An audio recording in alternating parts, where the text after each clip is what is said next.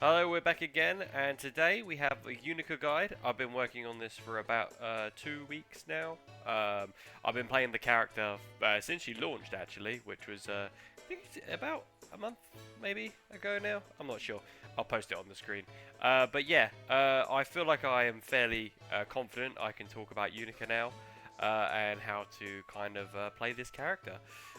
So yeah, this took me a bit of time, so thank you for being patient, and I hope it helps. There'll be timestamps linked below, and if you like, obviously like, comment, and subscribe. If you don't like, tell me why, and I'll see if I can correct things. Alright, cheers. Okay, first things first, we talk about what type of character Unica is. She's a 5-star character, so she is meant to be a little bit easier than most characters in this game, and for the most part, that's true. She does have a little bit more of a technical kind of output than the other Shoto style characters, say like Kai. Unica has dash cancels like this, and obviously this is an easier one to do. There's a harder one which I'll get into later in the guide. But yeah, so Unica is described as a easy 5-star character, but to get her full potential out, she's probably like more like a 3-star character. You don't necessarily need to pull off the dash cancels, but it will considerably help your game if you're able to do them consistently.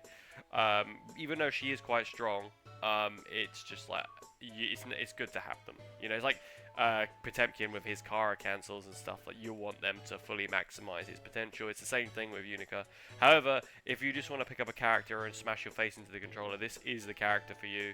She is very easy to pick up compared to most characters in the game, but with a higher skill ceiling. She's Shoto, so she has everything. She's got DP, she has a projectile, which is really good. She has a slide that goes under stuff, she has an overhead. You know, she's got like this. Yeah, she's got a lot of stuff that you can kind of exploit. And obviously she has a unique mechanic, which I'll get into when I talk about her Arbalest stance. Because she's technically a stance character in a way, although she's not the hardest stance character in existence. Alright, so the first thing we're going to have to go over is her strengths, and the first thing we got to talk about is how big her buttons are. These buttons are amazing. Especially 5H, this button will do your taxes. On counter hit, this button absolutely melts health bars.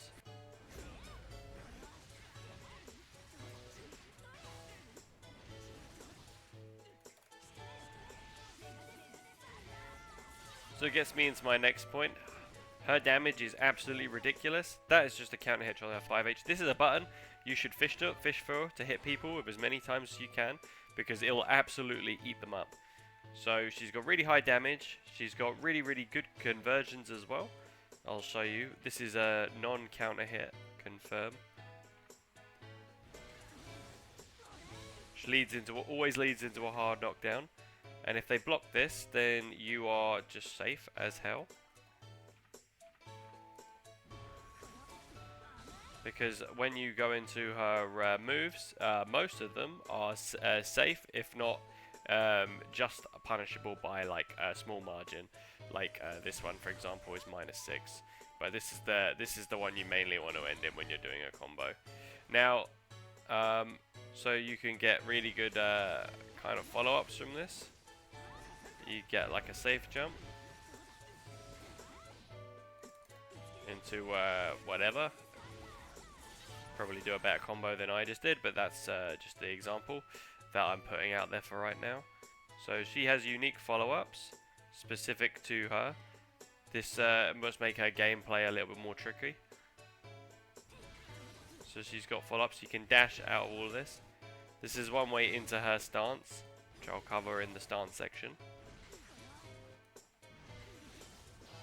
So there's kind of ways to kind of like mix up how you're getting in. But once you go into this, you have access to all of her enhanced versions of her moves. And she has a follow-up on every single medium she does. She go into this, or this. But it's the same for her heavies. Her heavies have this gun. This is an amazing move. And also, she has a follow-up like this. And they have all got their own kind of applications, which I'll get into. Now we're going to get into the weaknesses of the character. There are a few. When she was released, people thought she was like the best character in the game, but she has got a few weaknesses. She's incredibly slow. She has quite a good backdash, to be fair. Forgot to mention that in this Jones, but she's a very clunky character, and her run speed's not the fastest in the entire game.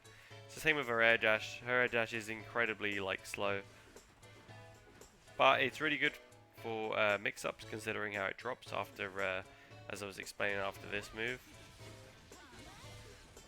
Because you're so low down, you get really optimal ways to kind of mix up, and you can do a cross-up, which you'll get into in the mix-up section. So yeah, the clunkiness is an issue. She doesn't have like the best air-to-air situations.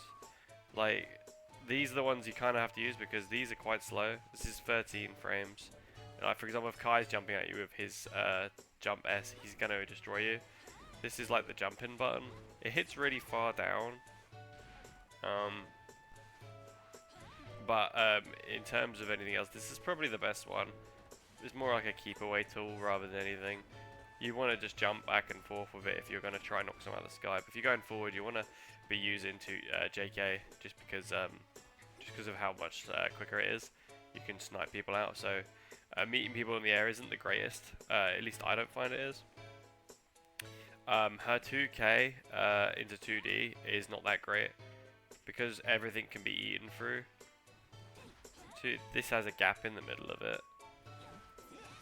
So an opponent who knows you're going to do 2K 2D, he can do that. You can do this. Try and bait it, but this is also incredibly unsafe. So if they expect it, then you're minus 13. So converting from her lights into things safely, it's kind of an issue because of how Arbalest works, which I'll get into. So you go like this, and then you go into 2K. You're minus 8, but you can go into this, which is minus 17. You can go into this one, which is minus 5. This is probably the safest option. It's in trouble if your opponent doesn't know what to do. See, an opponent can mash out of this situation here.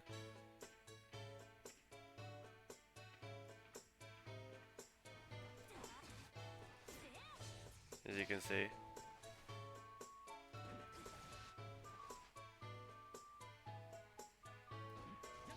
So you can even be mashed out of your laser. So if an opponent's on board, they can knock you out of this. You know. So even your DP, you'd have to delay it to try and catch him, but that's obviously not the best thing you can kind of do in this situation. So 2K 2D is a kind of an issue for it, like in the lights especially as well.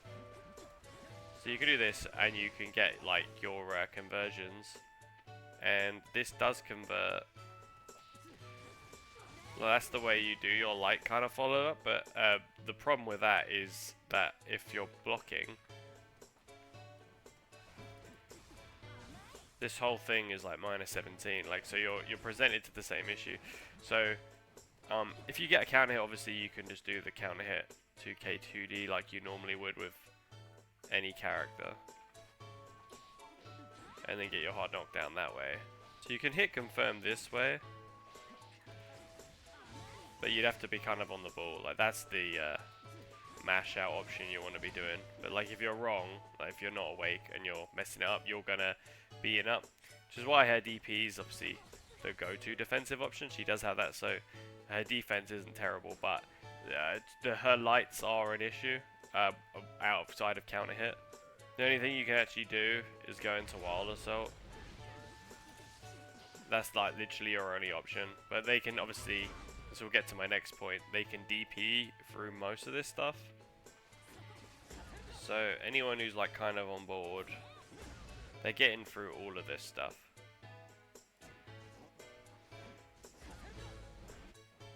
You know, even your Wild Assault.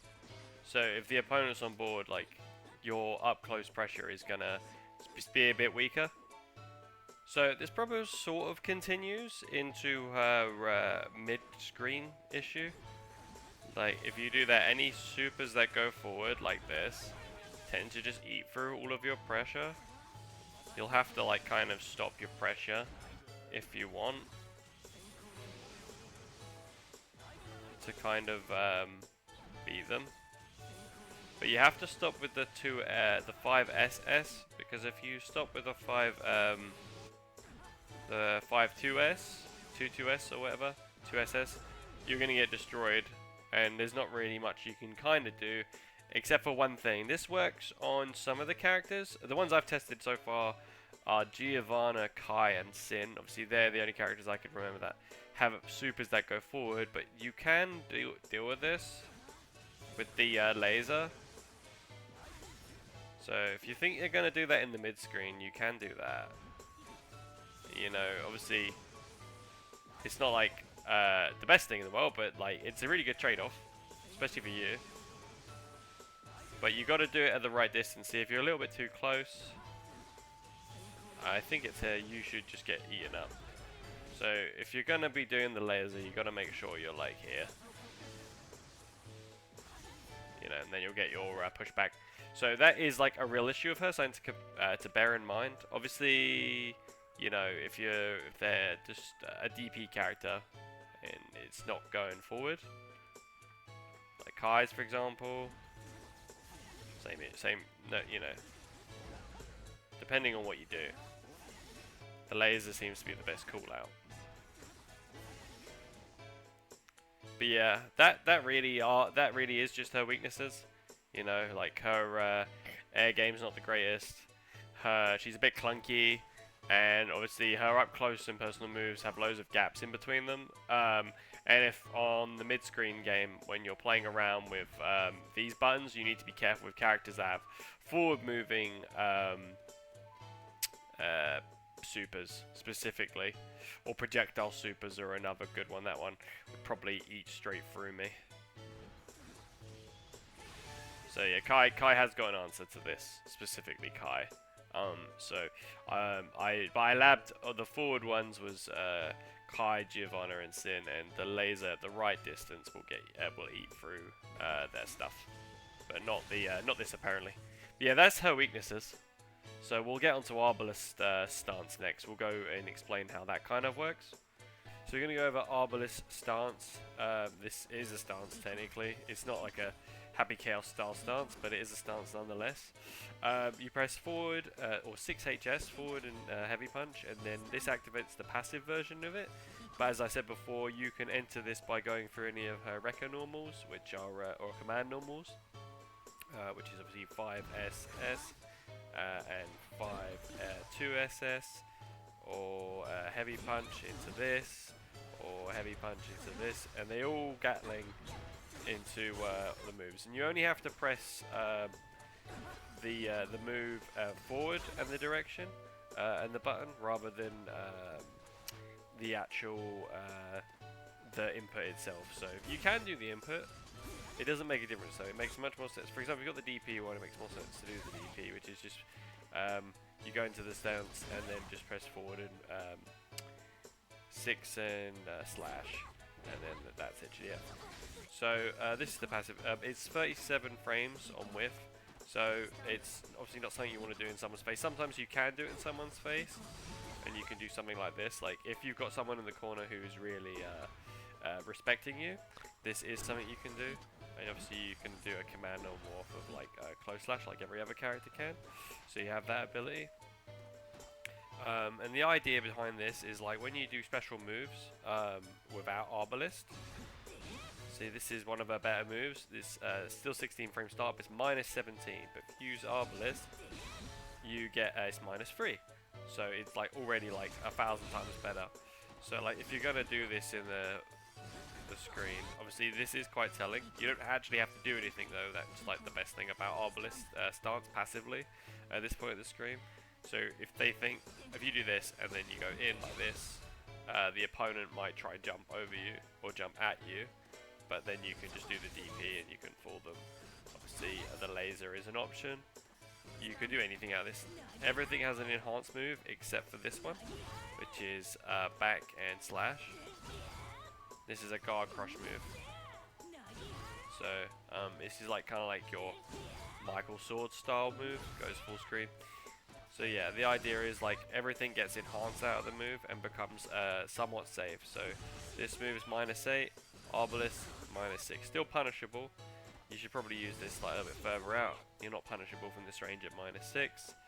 This one doesn't change obviously because there's no enhance, it's -8 no matter what you do. The laser becomes plus and a guard crush.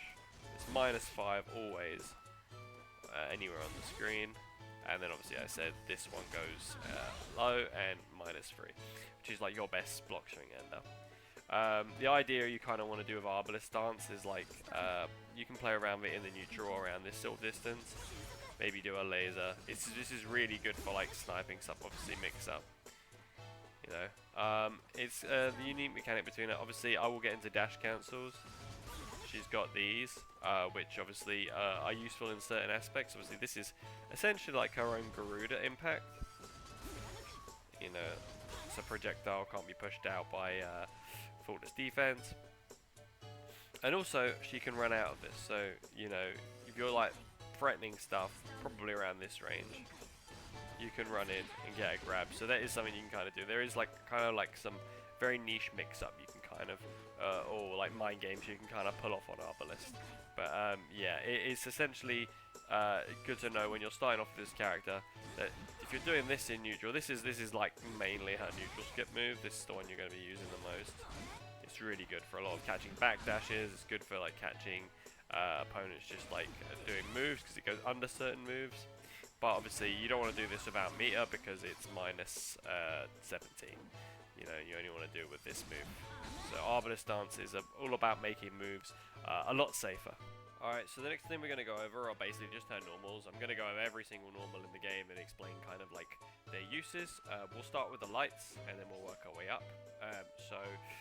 Obviously I said before, her Abare, which basically means the button you want to mash out with, is 2p. This is the move, but as I said before, if an opponent knows that you're going to be coming out this way, you don't want to be like doing this, so you want to be 2-2, you want to like hit confirm with 2-2, sorry, 2p, 2p, which is -2, this is safe, and if the opponent doesn't do anything, doesn't get hit, then you literally have to stop there, unless you want to commit to spending meter or something like that, but in that case you'd probably do the whole thing. So this is like this is your mash out button. You don't ever want to use 5p, and I'll get into 5p in a bit. But yeah, this is it. So 2-2. You don't want to stop. See, the reason you want to stop here as well is because -2. You don't want to stop here because it's -13. So if you're not confirming of that, then you're gonna get punished quite badly. So for 2p, but that's 2p. Obviously, it's okay range. It's not the best. Some moves will probably go under this, like stroke the big tree and stuff like that. You know, so you can even see like the hitbox is a lot higher. So you want to be relying on 2k for like catching those low pokes.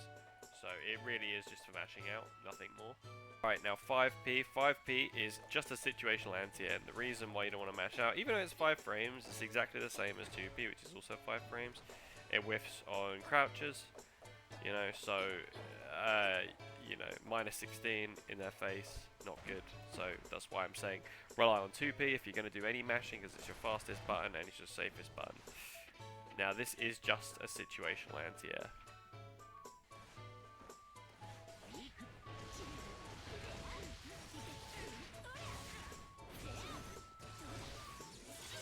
Combo is a bit tricky to pull off, to be fair. There's a little bit of timing, it can be a bit inconsistent.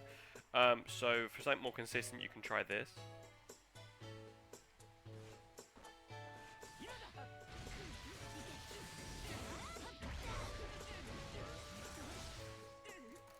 And then go into your super. You're having to use resources to pull this off, but it's more consistent if you have the meter and you want to get the kill, maybe. But the other combo is doable from the mid screen to the corner and then into wall break meterlessly, as providing you get the counter hit on the 5p. So it is mainly just your serviceable anti-air, other than your 6p and your DP. To bear in mind, but so every now and then if you see someone's dashing you a lot, obviously you can always just do the usual punish, like run up and grab, obviously grab them while they're in air grab while they're in the dash state, but obviously one of the best things you can do now is use her 5p. It's mainly just for an anti-air situation. Alright, now we're going to talk about JP. JP is literally just like your knock him out the air button. It really is just that. You can get combo off it, but you have to spend meter. Even on like counter hit, you don't get much.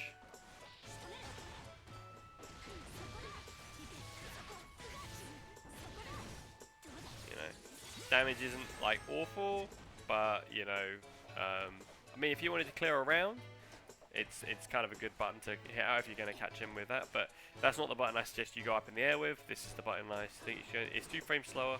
But I'll get to the kicks in a minute. But yeah, just know he's like kind of your reaction check.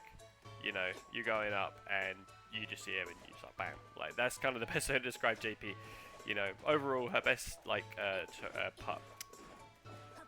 light button is this button here. So yeah, they're the lights. Alright, next thing we talk about are K normals. If you got jump K, this is probably her best air to air button to stuff out because you get decent damage when the opponent jumps up at you.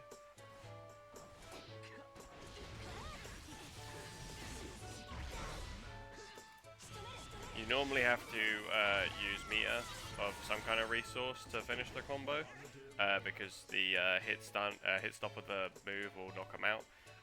But it is probably the best button to kind of like hit them out of the air reliably. Outside of this, obviously you get the best reward, but this is the most consistent because of how slow this move is. Alright, so we're going to get into the 5k and the 2k. 2k is 6 frames, -4, which is not amazing to be fair. A lot of characters have better frame data than this. But you know, you're still safe at this distance. But that's only at that distance. If you're like up close, you're getting it throw punish because throws come out in 4 frames. So it's something to bear in mind. You don't want to be, you know, checking them and then not doing anything with this. And you can't do it twice. You'll just get thrown. If the opponent's on board, obviously. They can obviously mash. See, they can get out of the situation. There is an incentive to stopping them to do this because this is probably the best thing about it. This is like a high risk, high reward move, 2k into 2d because there's a gap. If the opponent knows there's a gap, he can punish you, which I'll get into the next when I talk about Dust, when I talk about her sweep, because her sweep there's not much cancel options because of the special moves always having gaps and stuff like that. But I'll get into that in the Dust section. But this is a high risk, high reward sort of move to get a pretty decent combo.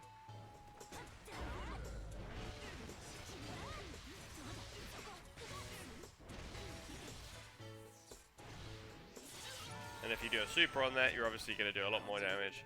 So it's high risk, high reward because the 2k 2d or the 5k 2d lets you the same kind of thing. You have to be up in their face to get this combo.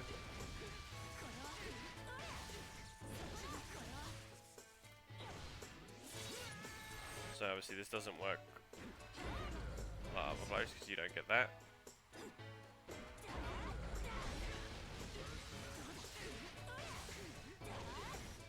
At that distance you have to really use resources of some kind just because of how far it is. And her sweep's got decent range, so you probably will end up hitting that more often than not.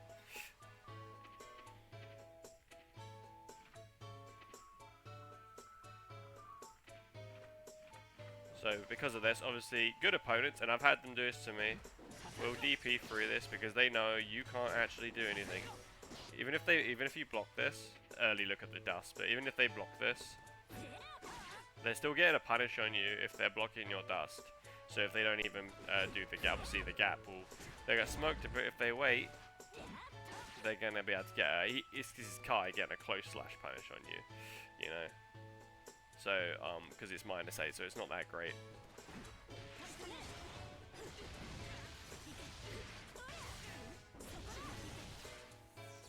So you have to spend resources if they do that. Because the dust is quite active, so they can't backdash out. They can't backdash. So that's one thing. Her 5k is a little bit better. It has a high hitbox, so you can get low profile by some moves. But this is kind of the button you really want to be using when you're fighting characters like Chip and fast characters like Giovanna and stuff. So You know, and when you're up close, this is the button I'd advise you use more than this. Even though this is a low, unless you're using it at this distance, obviously, using it at this distance is probably not as bad, but this is obviously close, so if you're in their face, you're not going to get throw punished, which is decent. So obviously, I imagine you'd really be using this up close anyway, because you'd be using it to mix up. But it has generous range, so it's not like the worst 2K in the game, but obviously, she's weaker in the area of her kicks because of how good her slashes and special moves are. To compensate, obviously she can't be good in every single area, otherwise that would make her broken. But yeah, she gets good damage though off of her 2K 2D. She's one of the only characters in the game that can combo with a red wild assault of a 2K 2D without meter.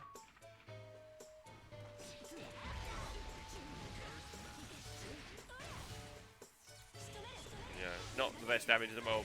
Elfelt's another character that can do this. I don't know how many characters, they're the only characters I know right now that can do it. There's probably a few more, but it's not common for characters to be able to combo off their red wild assault into a corner breaking combo. So that is one nice thing about the move. Obviously, yeah, that's the best way I can kind of go over the 2Ks. So not the greatest application, basically just because of like where it leads you and stuff like that. It's mostly the dust, because you can, if you're at this range, you can stop. You don't have to commit to anything, but then you're not getting anything. And this is a much better like poke, you know, and you're probably gonna be playing at this range anyway. So rather than get up close, but yeah, it just something to bear in mind.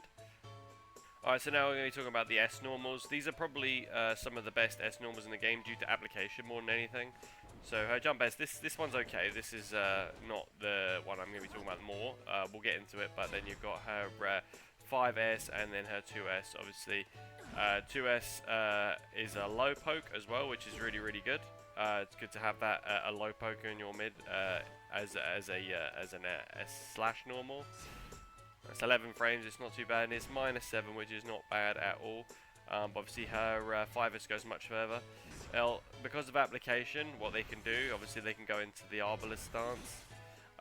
Because of that, they trade this for the speed of the normal and how bad is a whiff. You don't want to whiff these buttons in neutral too much, like -31, -37. See, if you look at someone, a character like Kai, for example, it's -28. And it's much faster. Obviously his is a 10 frame startup compared. Obviously this button's also really good as well. But the application of Kai's isn't as good as Unika's, and that's why his is a bit faster. The disjaunt on this is okay, it's pretty decent. It's at the tip like most characters, which I'll show now on screen. And same with this one. This is good for stuffing out low pokes. But you want to kind of play in this kind of area with them. You don't want to be using these like too close, because if you try and compete with Kai on hit, for example, on his slash normal, he's going to beat you. It's also -9, which is not great, but you can cancel it out into this, which is frameless. Gapless is what I meant. As you can see, they're both gapless. Yeah, even the low. So this is why it's good to kind of stop here when you're doing pressure. So if you think the opponent is going to be pressing something, you just stop here. This is -6, and from this distance, nothing really matters. Same for here, you're okay. Like if you want it, this is a good stopping point if you think the opponent's going to do something. See, I said before, you don't want to stop here because this is -18. So you know, if you've got an opponent who is pressing stuff and doing the right stuff, then you got to be prepared to kind of like deal with that, or have meter if you're gonna be. But you probably wouldn't stop here anyway. You'd probably continue. But as I said before, everything has a gap, so you need to be careful what you're doing. If you're committing to things, ideally you go for laser if you think they're going to be pushing through. So yeah, you don't want to be whiffing these in the neutral. Obviously, as I said before, certain characters in this game can absolutely destroy Unika, like Chip and Axel's another one. Any character that's kind of a bit faster or has long range, it can hit Unika, like Whiff Punisher. Jivan is another really good one. You don't really want to be whiffing these buttons. You want to, if you're gonna hit these buttons, you want to make sure it hits. and just always press SS or S 2S, like unit, because these don't whiff cancel even if you press them, but you always kind of want to be confirming into this at this distance anyway.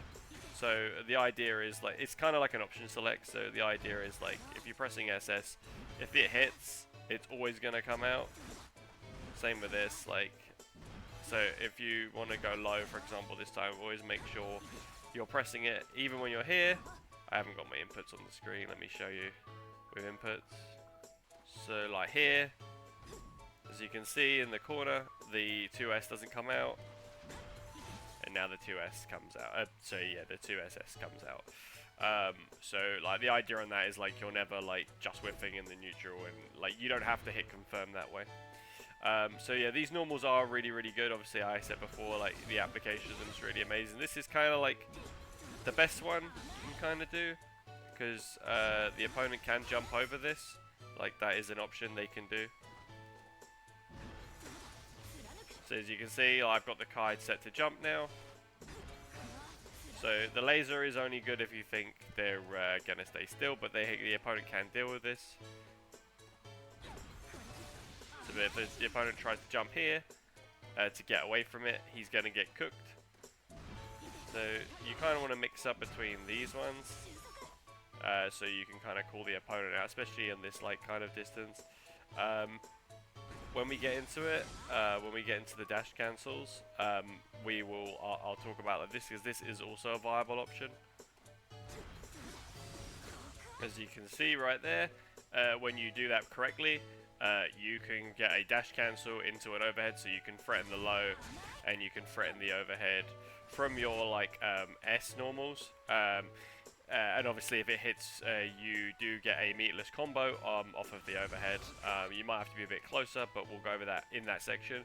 I have to admit though, this into the overhead is not an easy thing to pull off at the beginning. So I would make the dash cancels your like kind of last priority, but we'll get to them. And the last button we kind of need to talk about is JS. This is kind of like the jumping button, I guess you could say. Like from a distance, it's the jumping button from a distance. See, it's -6. It's also, it sort of works similar to how Sins works. If you play Sin, then you do a dash back, it reaches. So this is another thing you can do, and it's also useful in mix-ups, which you'll get into in the mix-up section. It's also kind of like your jump back air normal, or just jump up air normal. You don't really want to advance with this through like a dash, for example, like say like for example like this, like if you're trying to meet them in the air. So like if you're trying to run up and dash, you're going to get smoked a lot of the time. Now if you see the opponent going up, you can probably knock them out like that, but in that case you're better off doing the JKs. As I said before, like the reward on JK is actually decent, as I said. So, but not like that, but yeah, this is like kind of more of a defensive air normal, I'd say. See, like if you jump up and try to do it, you're just going to get smoked, especially against Kais. So even like on a retreat, you have to kind of like preemptively do it. See. Obviously Kai's JS is goated, so, but other characters, it's kind of like the defensive one. Yeah, something like that. Like it's more like a retreating normal. That's what I use it for anyway. Or like if you know they're gonna sit there and you're not close enough to do this one, which is another button we'll talk about when we get to the heavies. It's kind of like the cool, we got ya. So 7 frames, and then yada yada yada, we're in. But yeah, they are the S normals and their applications. Like I said, some of the best in the game, but you don't want to be whiffing them. You want to make sure you hit them and stuff like that.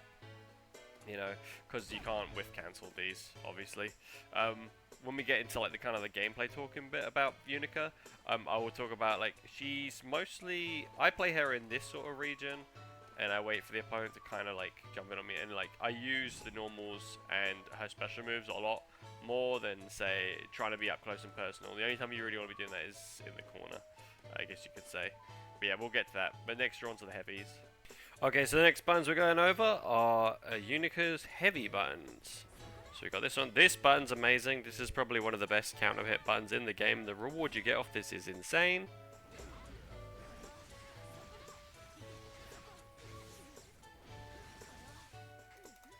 get your standard combo off. You can do this at the round start as well. Obviously, you would counter hit with this button here, which is really decent.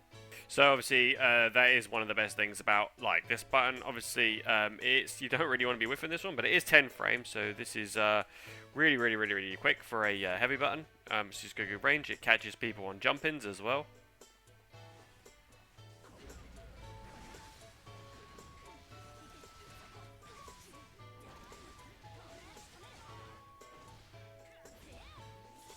You might actually have to spend some meter to finish the combo sometimes, depending how close you are from the corner.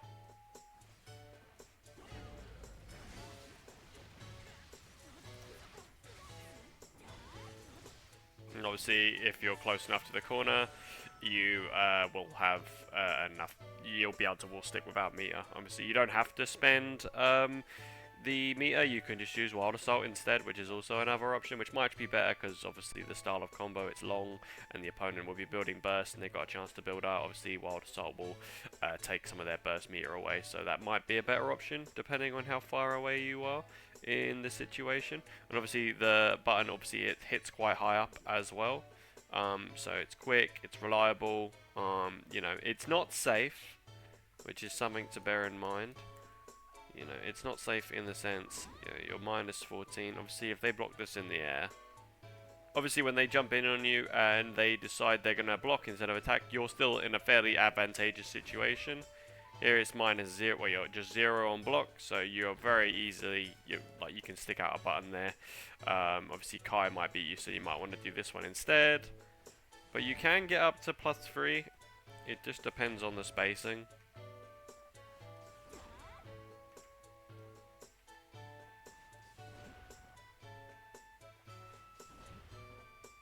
We got +2 there, but you can get up to +3. So the earlier you do it, the better. The longer you leave it, the less frame advantage you have. So 0 there. It sometimes gets minus depending on when you do it. So -2. So, but you're still in a very good position there, you know, to kind of do something outside of -4. But so obviously the best thing about this normal is the fact it has follow-up potential. See, it's -14 on block, but you don't really want to stop there. You want to do this button on block. It's +5 in their face. If the opponent mashes, they will be caught up. You know, which is really good. So it kind of like deters their mashing. They can jump over this though. I'll get into a way to deter the jump after. There is a way to beat it. You can get like a slight follow-up here. You can get a slight follow-up, but you have to be nearer the corner.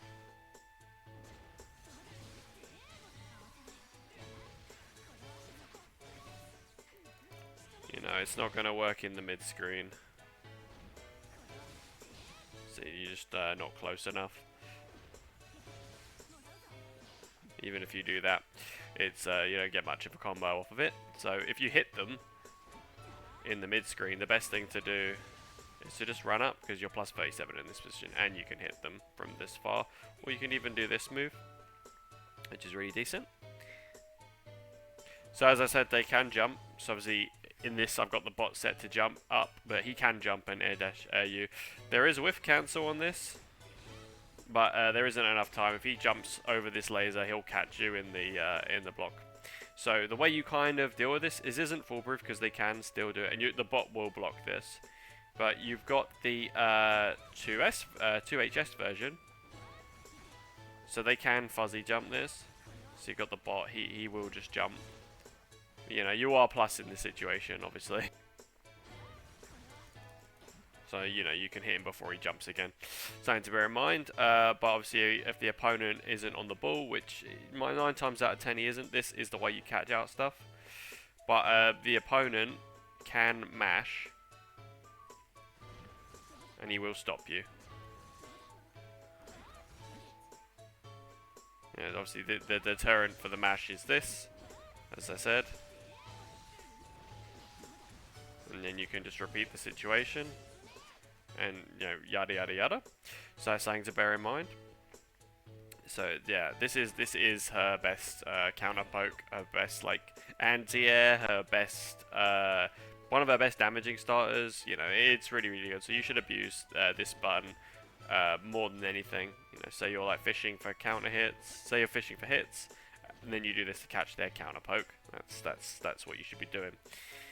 Okay, so we'll get into the 2HS. This button here. This button is not as good. This is more combo fodder than anything. It's 2 hitting, which is cool. If they FD you, they're gonna push you out mad. You can still get in with your 2HS. 2-2HS, you can get in and connect it.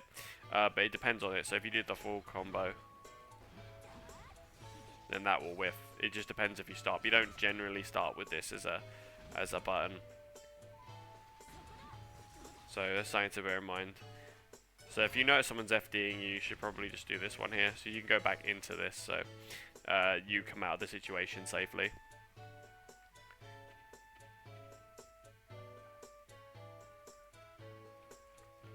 But yeah, as I said, this generally is your combo filler button. I don't ever really use it in a block string, to be honest, but you can get counter hits with it.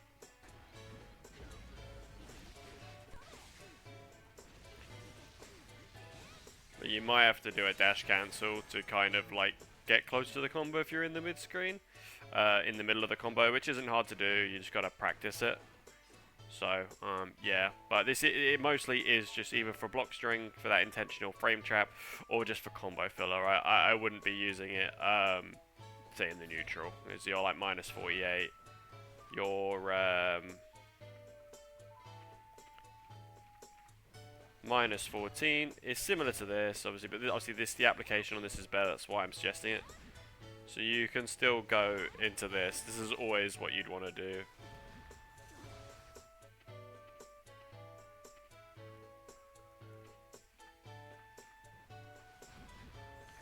You know, you still get the little blow up, so it still works in the same way. You'll get mashed out if you go in. But this move's just better. So this move's just more situated for combos and that counter hit I just showed you. And finally, we got this button here. This is jump heavy. This is, if you're close enough, this is the jumping button you want to be using, rather than this one. Even though they're the same speed, this just hits deeper. So there's a chance you can blow up 6Ps sometimes. Not all the time though. See, it hits quite low, so if you do a super jump, you know, you can hit them on the way down. You can do something like that. Obviously, you are minus. You usually end up minus in that situation. Yeah, -2, so not mad, but you might get thrown in that situation. So something to bear in mind. But obviously, you'll mostly be plus after a jump in. But yeah, this is your main jump, and this is the one you do with your one you mostly do with the mid screen mix up, because of how low it hits. So you can go up, round, cross them up.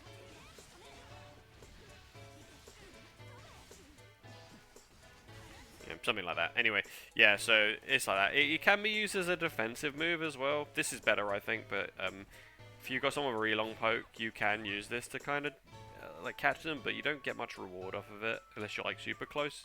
Which is why I recommend using this one.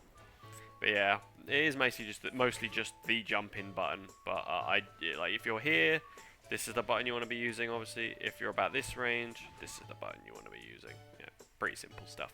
But yeah, that's the heavy buttons. We're gonna get into the dusts now. The dust. Let's go over our dust normals. I'll start with the normal dust. Her dust is okay. It's not amazing. It's got very short range.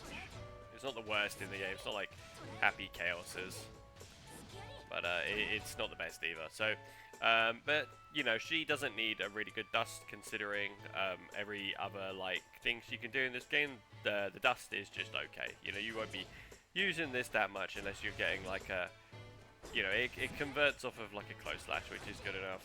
And obviously, it doesn't reach from this far, 2k, but obviously you would only be doing tap dust to close out rounds anyway. You know, maybe something like a quick mix, like so. This isn't that much to write home about. And then I'll go on about her air dust is unique in the sense that it's unsafe. It's more like a harassment thing. It covers a really good angle. This is really good for stuffing out like say Stun Dipper or Unika's slidey move. I don't know what this is called, but yeah, it doesn't do much damage. you know. But he has access to one of her special moves, enhanced. Obviously, you need to enhance all her moves. You need to Arbalest or go through the medium, the slash versions of the moves. But she has an air projectile which covers a decent range. But if you do the dust version, you get a blue one. So this is like more like just harassing. They cover nice angles. You don't have to fire, but I'll get to this when I talk about it. There's not much to say, but yeah, with the dust move combined, yeah, this is like, oh, if the opponent knows how to deal with this, then it's okay. This is more like something you want to test your opponent with, I guess, just to harass them. You don't always have to go to 2. He is minus 15 though, you know, so you don't really want to be doing this in people's faces. In a purple Roman cancel situation, you can be quite plus. You can be like, you can get up to about plus 23 in their face. You have to kind of be on the ball, you know, because you don't want to be doing this anyways. It's minus 15. So yeah, about there, plus 22. So there is a way to make it plus, you know, but the idea is like, you would just harass the opponent with this, and then once you do this version of the move, after the enhance, you're minus 5, sometimes minus 2. You know, if you're in their face, you're minus 7 from this distance. The opponent can DP through this, obviously, but they probably will just block this because, you know, it's not going to do much damage to them. It would be more risky for them to actually press a button in this situation because well, it's not a lot of damage, but they're just taking stuff. But yeah, this is more like harassment normals. But it's good for like stalling your momentum as well. You know, so you're jumping in, oh, you do a 6p, bam. But you know, if you're wrong, you're minus 18 in their face. But yeah, just mix up when you're doing it. We're getting into the dust, as I was about the dust earlier. The dust is okay. You don't really want to be using it in their face unless you're taking the risk to get the high rewarding counter hit. If your opponent's mashing, but if the opponent knows what they're doing, they will not do anything because after the dust, they are able to do anything. Essentially, they block the 2k. This version of the move will beat out P normals. Again, we're in the same situation we are in the beginning. P normal beats that. P normal beats that. P normal beats that, you know. You know, even beats the DP. So, this sounds bear in mind. And obviously, the opponent doing a invincible move will just destroy everything you try and do.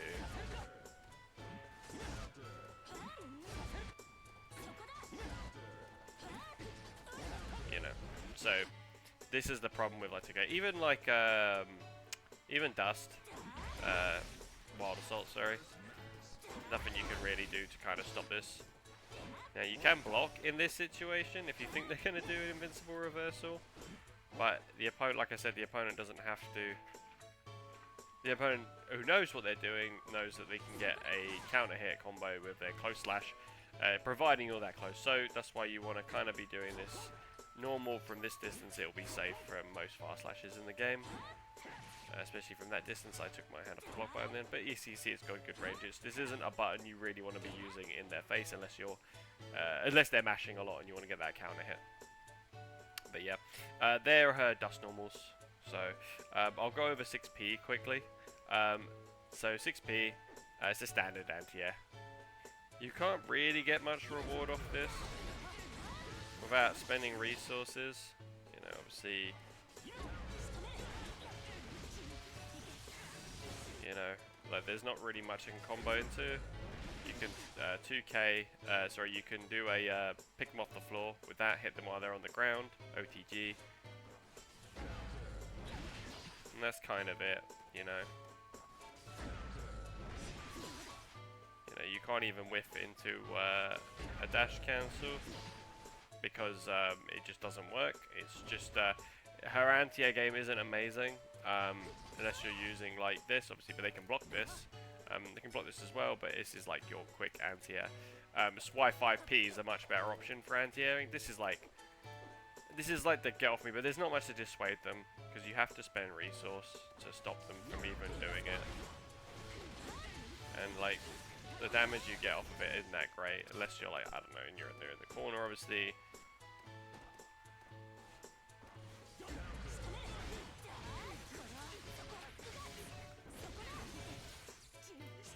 You know, and obviously not the best resource spend on a combo, but most 6Bs in the corner could probably do something like that anyway. So it's good for mainly counter poking. Even though it has quite a high hitbox, it's the right amount for like say if Kai's sticking out his fast slash, that's the perfect distance for Unika to do her 6P. So and it's not terrible anti-air, but it's more rather than application and what you can get from it, it's more just about like the get off me kind of thing. But yeah, alright, we're going to go into our special moves now. Okay, so now we're going to go over our special moves. I'll just detail like one by one, and I'll do the Arbalest versions as well to just keep it simple. So we're going to start with the laser, because this is probably one of the ones you'll be using the first if you're just picking up the character. So it's the easiest to kind of play around with. The thing to know about the uncharged laser is it's quite slow, it's 26 frames, but once it comes out it's really quick. It's like just a big beam projectile. This is pretty decent. It completely destroys projectiles.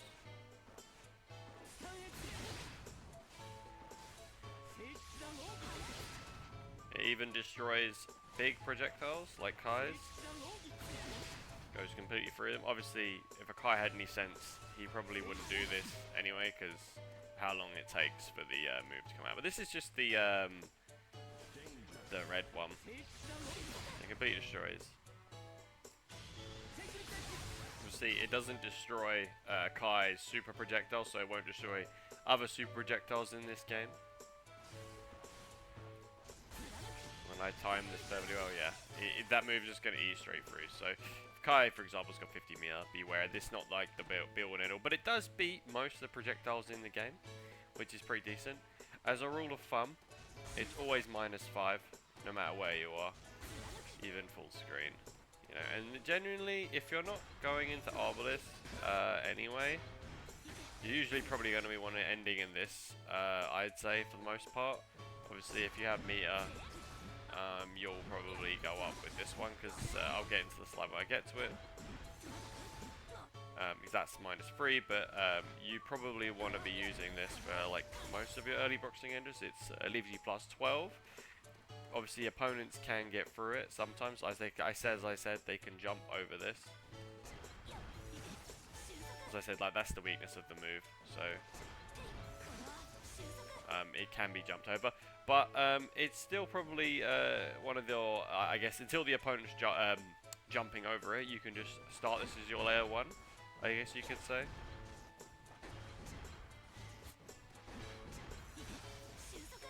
You know, but then once they start jumping, you need to be ready. But obviously, once they block this, you're +12. So obviously, with a dash cancel, which I'll get into in the dash cancel section, you're going to be in a much better position. So you're a bit closer. This reaches. It doesn't reach when you do it normally, but I'll get into the dash cancel section in a bit. But being +12 obviously is pretty decent, because you can move fast. They might try jump after you've done the laser, but you're like well ready to 6P them at this point, or do a anti-air. This is something you can try, and then do a DP right after. Obviously, it's not like something you want to do all the time, because you can't RC out of DPs anymore. Which is fine, but that's something you can do. Obviously, the world is your oyster at this point. Like, you can move back, you can, move forward a little bit. You know, you're +12 obviously, so they are stunned. So you can they probably jump out of this.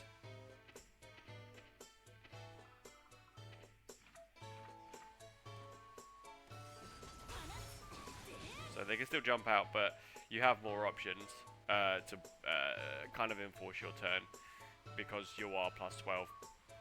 Obviously, it's a guard crush, which is really decent.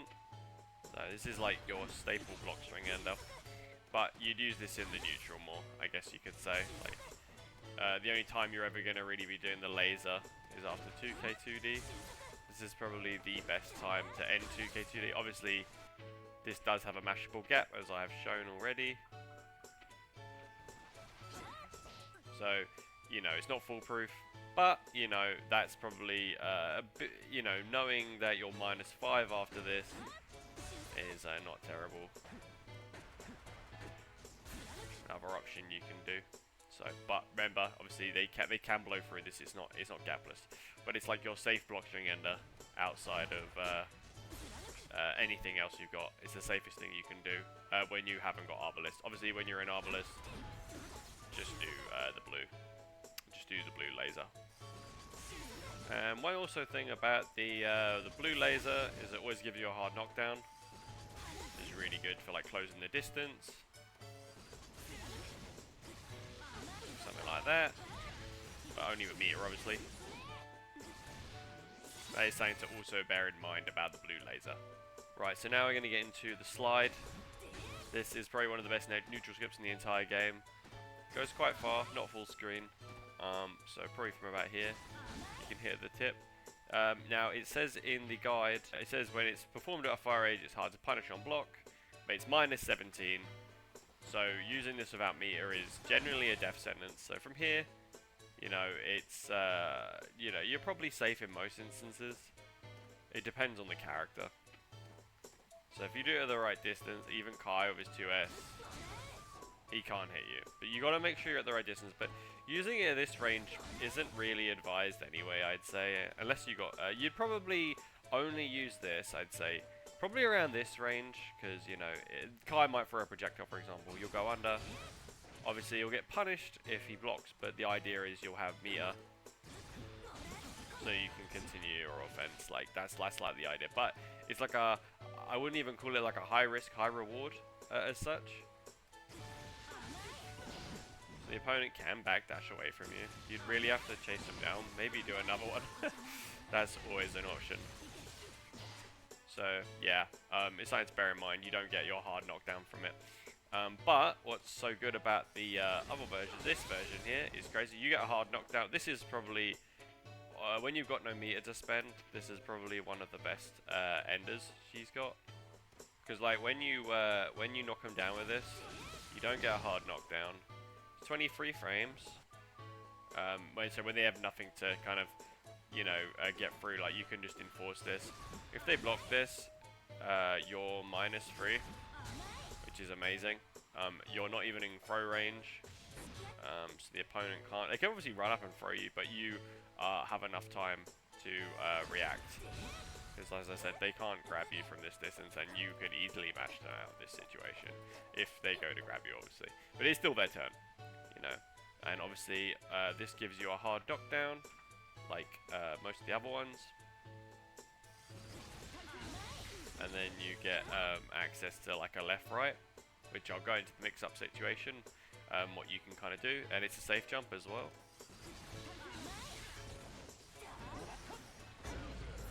So that's on the right-hand side. See on the left-hand side. This is really good. If you're struggling, you kind of have to delay it manually to kind of do it, but if you're struggling, you can, for the front safe jump anyway, you can do a frame kill. But this only works on the right, the left-hand side. If you do it on the other side, you're going to get smoked.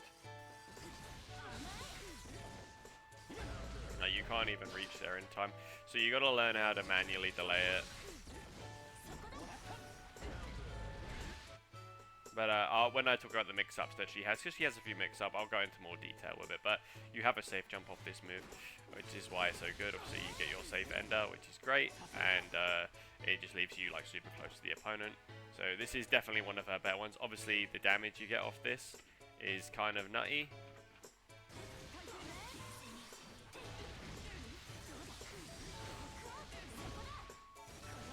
So when you do the combo, obviously you have to do, you have to delay it a bit, get a PRC, and do a little run, just so you're close enough to the corner, so you can get your combo off.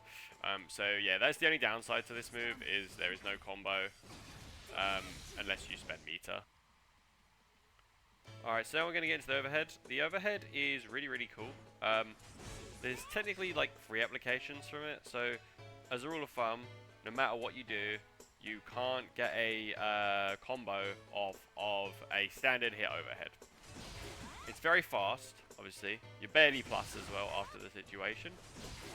Yeah, so if the opponent tries to mash after you hit them with this, then it is still very much your turn.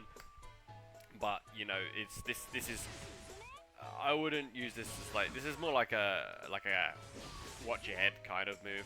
So you can't even get it off of a RC. There's nothing you can do, right? So there's no way to combo off the standard version of this move outside of one situation, and that's if you get a counter hit. So you don't get much if you're doing nothing. You still have to commit and spend resource. A little bit annoying, but the Arbalest version of this move is so good that it kind of makes up for it. It's also a really decent anti-air. That's the time you can combo meatlessly off of it. You can probably get a better combo than that, but that is an example of the combo. But I have to say, this is really good for like catching people out of the sky, kind of like Fulark. As you can see, and you get your 5k follow-up there. But this is not something you want to be like. It's not, you know, like something you want to be doing like as a reaction. It's something you want to be doing preemptively. So say, oh, they do it all the time, and then you get your combo, bam. So it can be seen in that. And also this move does hit from like really decent. You're not going to get much of it in this from this far, even with a counter hit. Even on the Arbalest stance version. But it hits really fast. So sometimes it is good to kind of just throw this out in the neutral. But don't do it too much, because it is like, on whiff it's like minus 45. So certain characters can just destroy you. But if you notice they're jumping a lot, you have got this big blockade you can kind of like throw out. Okay, so the charge version of Arbalest, you don't get a combo on standard hit on this. However, you don't need the counter hit to get the follow-up.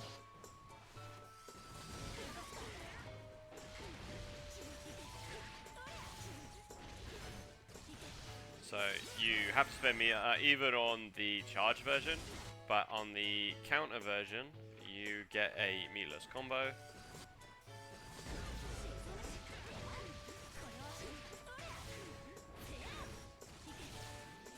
Which is really decent, and obviously that comes really useful in the dash cancel combo. You know, and you'll probably be able to get a better combo with that. I'm still not getting that. I'm still not that good at doing the dash cancel, especially for the back one. This one's the back one's the most complicated one to do.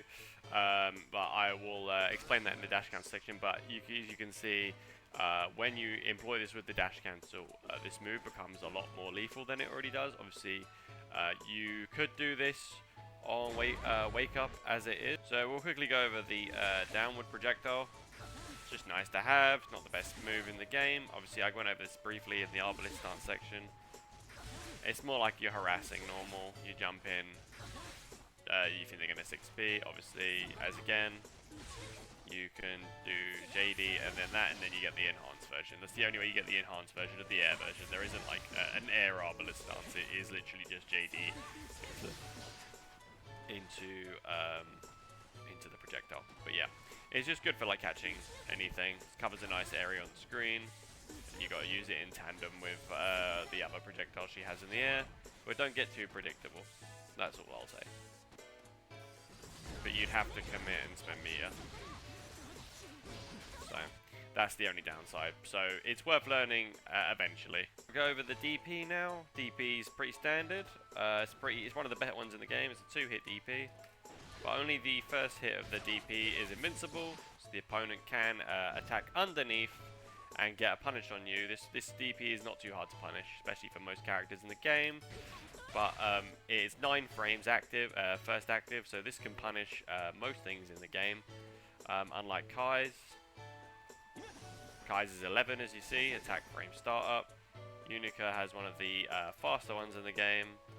9 frames. So she, some characters can't safe jump on her for this move, which is really, really decent. Obviously, since the update where they took away the RCs, she can't cancel this, so something to bear in mind. The Arbalest version of this is really, really good. You don't have, this is still invincible, and you just go into Arbalest, and you don't even have to do the input. You just press forward and 4. For S, sorry, 6 and S when you're in Arbalest stance, and then you get that, and you get a wall bounce. You can do all kinds of crazy stuff. This is mostly a combo filler. Is your go-to combo filler, I'd say.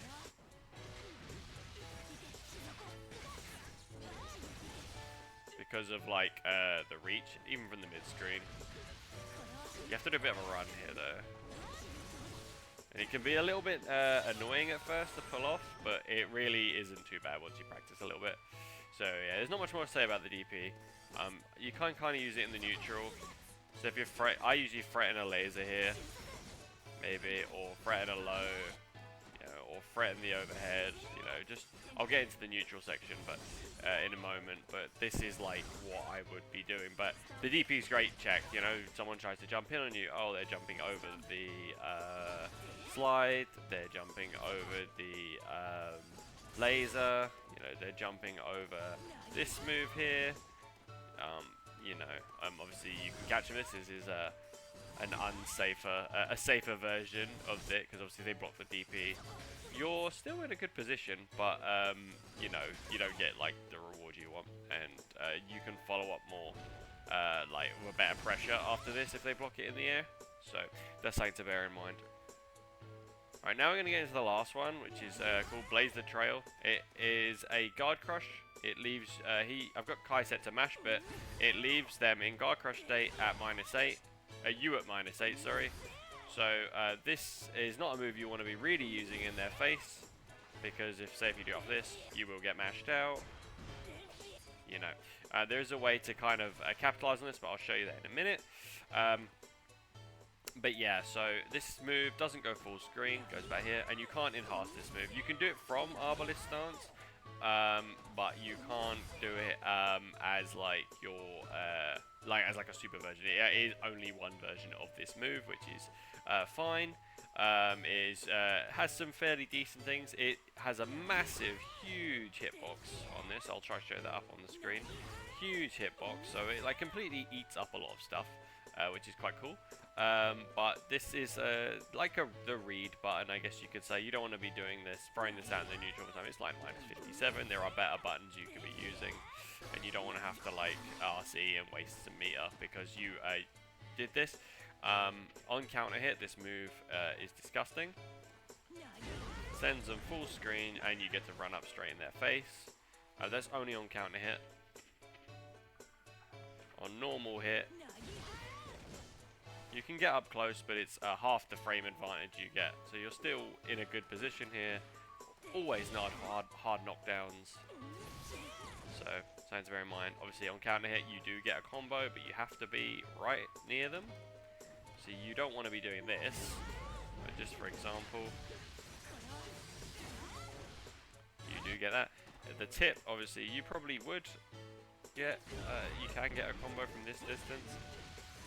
Very easy to convert from. Get your super, whatever, do it in quick time. But you obviously want to frame trap with this button, so you don't want to be doing this. You don't want to be doing this like very often the way I just did it. You want to be doing it like this.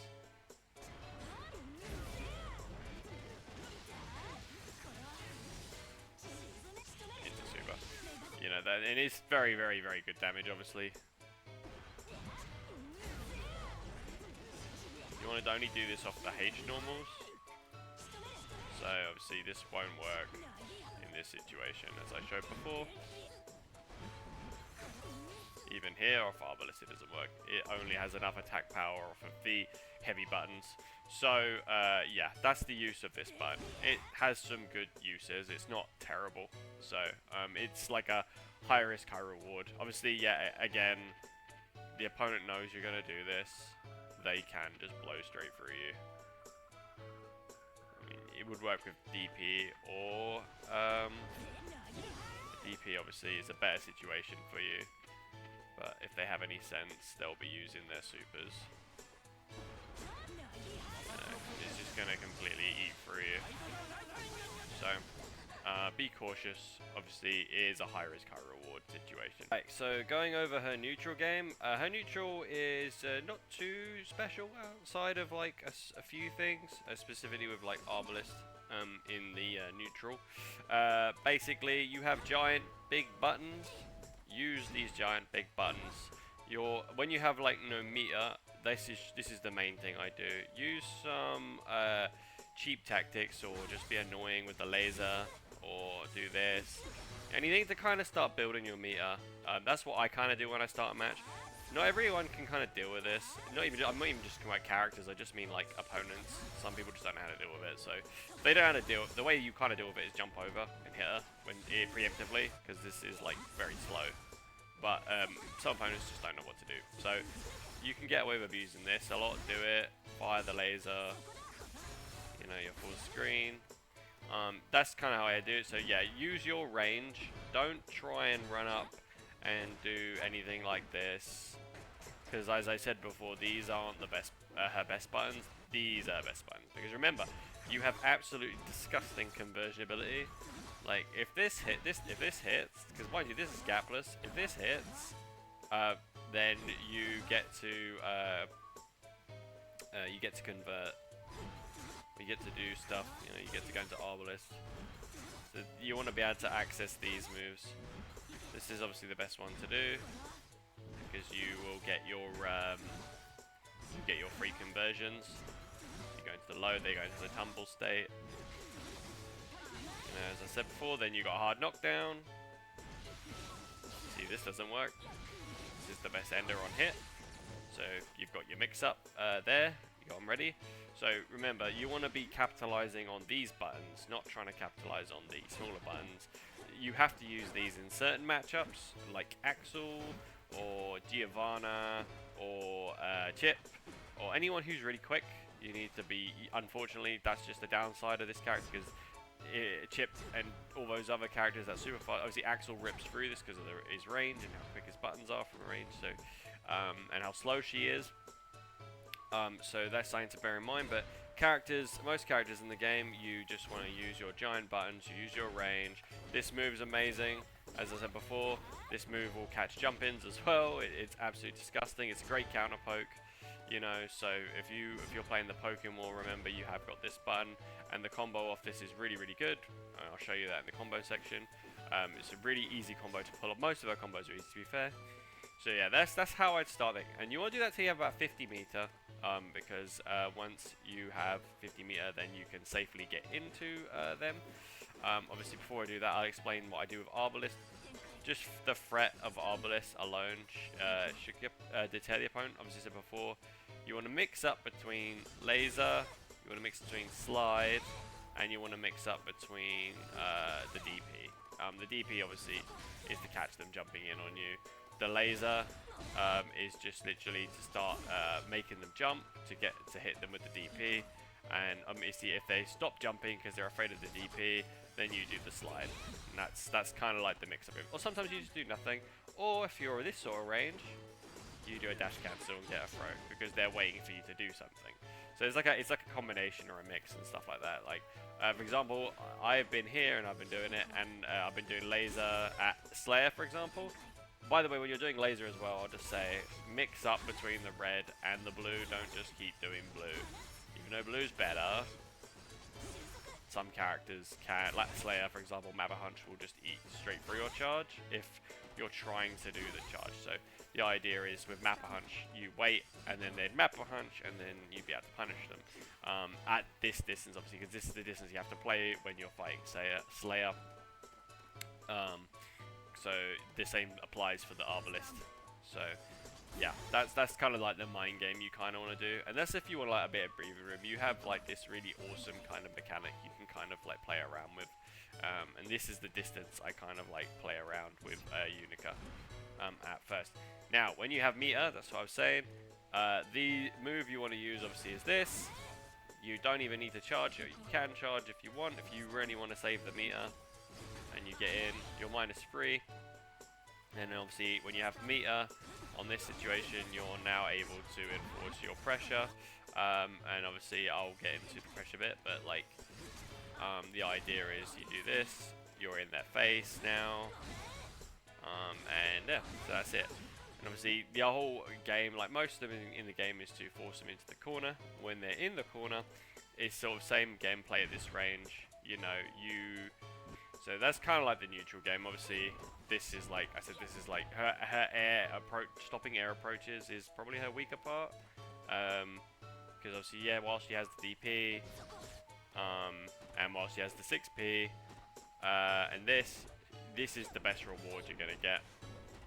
Unless you've charged Arbalest around this distance, then you'll get a wall bounce.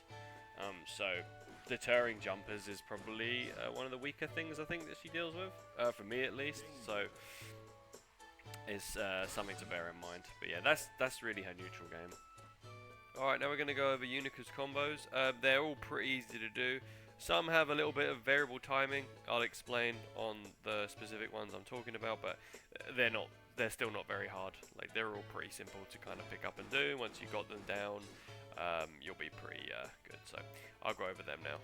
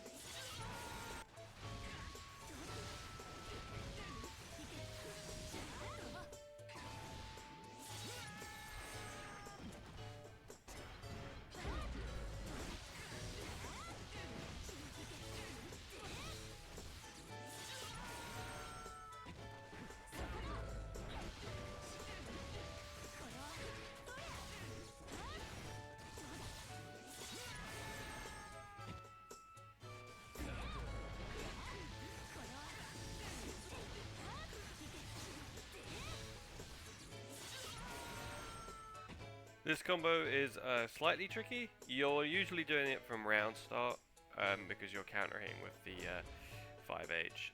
The timing on the run up after the DP is a little bit tricky when they do the wall bounce, but you gotta kind of just press the dash macro at the right moment.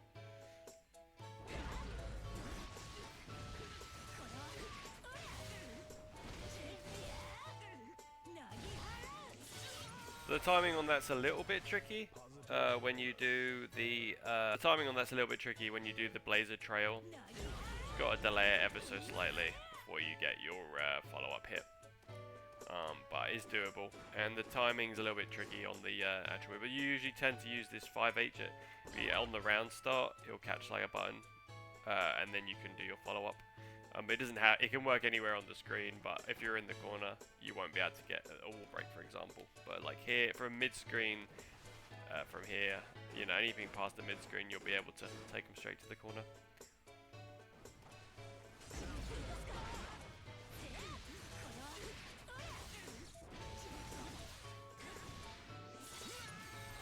Now remember, you have to spend meter, and it has to be a counter hit on the overhead, or when it's on red. This won't combo even with meter on the overhead move.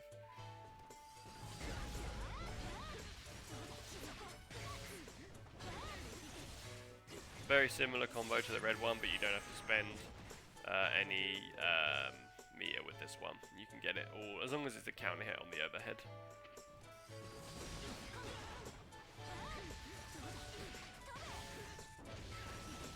And obviously the blue version, non-counter hit for the overhead, is exactly the same as the counter hit version of the red.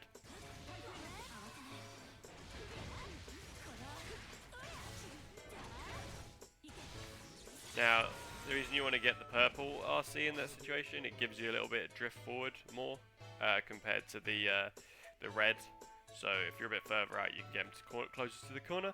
But if you hit the red one, it's not making much of a difference.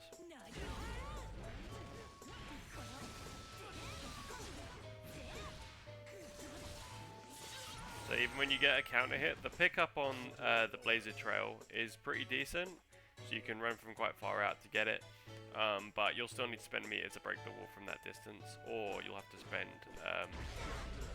Wild Assault. But in the corner it's a little bit easier. You can even get through without doing that.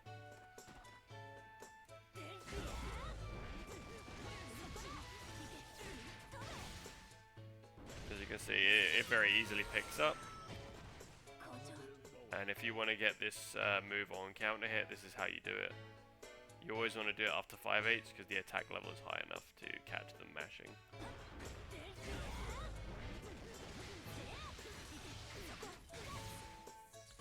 And it is the same combo, and this does a lot of damage, obviously.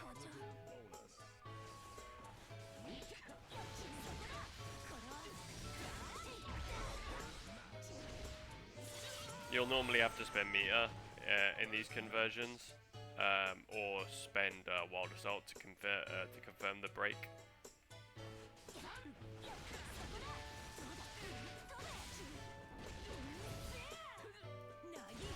So you can do this version instead, but it's a little bit harder to pull off. So for more consistency, you might want to just consider just using the meter in that situation.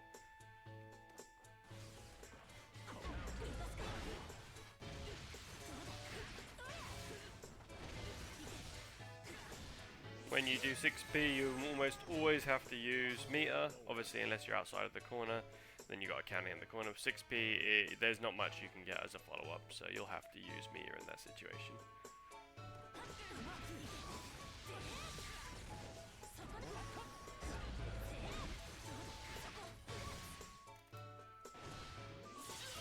And just a basic safe jump off of her slide move.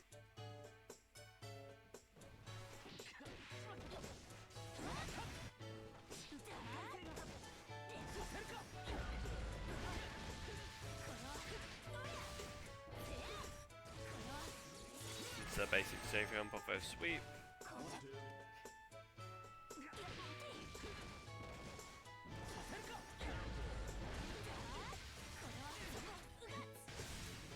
A basic safe jump off her throw. This can be done both ways.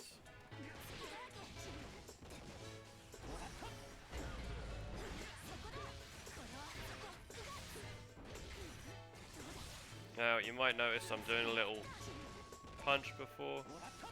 That's called a frame kill. If I do it without it, you still get in time, but you're not doing it correctly. So if they don't do a DP and they throw you, you're gonna get smoked, because this should catch DPs and throws. See, I had the bot set to throw that time, and he got smoked, and that'll work the same for attack moves, even if he supers.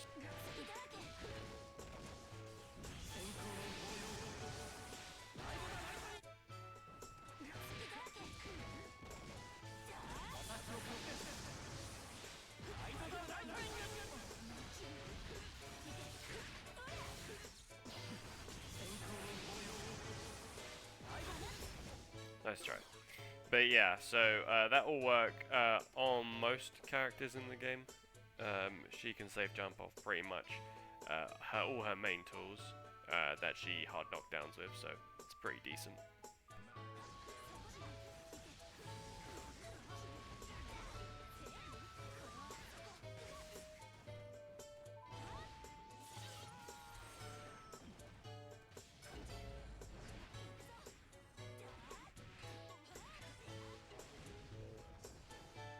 That's pretty much it for the combo section. We'll get into mix-ups next, and we'll go over things you can kind of do with a kit, like pressure, etc. So yeah. Okay, now we're going to go over a few things that Unika can do to mix the opponent up. This is going to be your primary mix-up in the corner. It can be done in the mid-screen, but it's a bit trickier, so but doing it in the corner is where you should start to learn it. So you can do it off a sweep.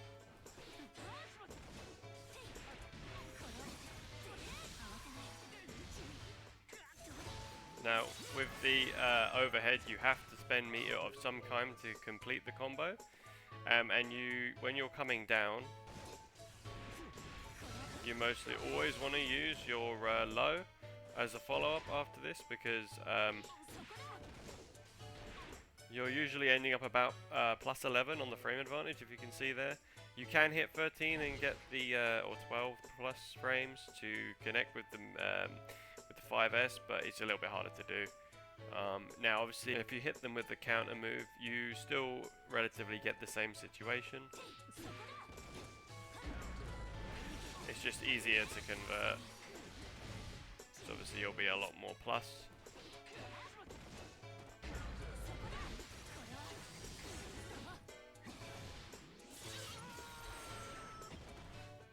So there's something to bear in mind. The overhead also acts as a safe jump.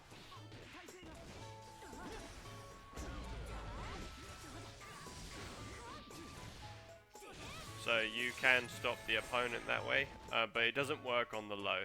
So the low effectively becomes your higher risk option if you have an opponent who you think is going to try and go through you with an invincible move, but that's why you have the overhead as a safety option. You'll always get smoked, even by the slowest DPs in the game, like Kai's. So there isn't really a way kind of around that other than going high.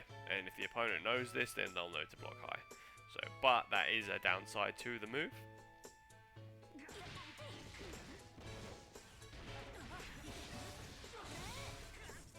You can also do this off a throw. And the overhead in this situation will give you a wall stick, which is quite nice. You want to delay your jump ever so slightly in this situation, just for timing purposes.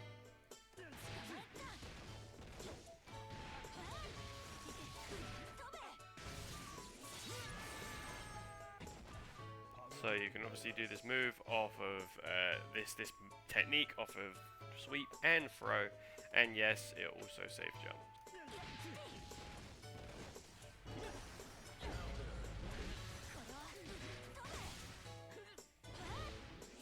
But again, that is only on the high. You'll always get smoked on the low no matter what you do. So that's like a basic mix-up you can do in the corner. I'll show you the mid-screen version. This is a bit trickier to pull off, but the idea is the same.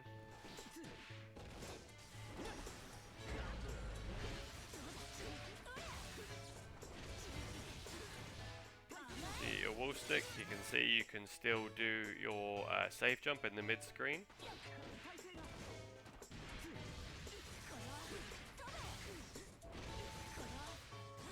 That's the low follow-up. So I showed you the low follow-up first because the overhead version has a little bit more issues in the mid-screen. I'll show you now.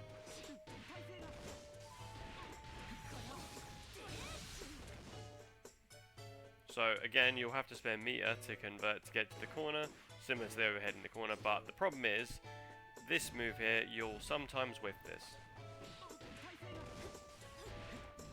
And the reason for that is because, obviously in the corner, there is less area for him to roll, than say, in the mid-screen, obviously he can go back a bit. So you kind of have to do a bit of a forward jump.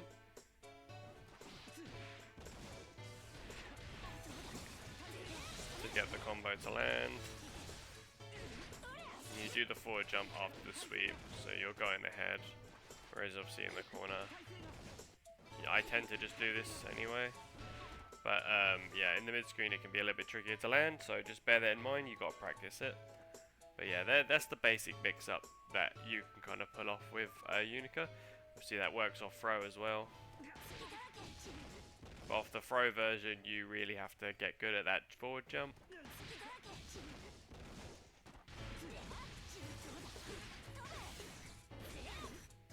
See, for the low it doesn't really apply, it is really just the overhead.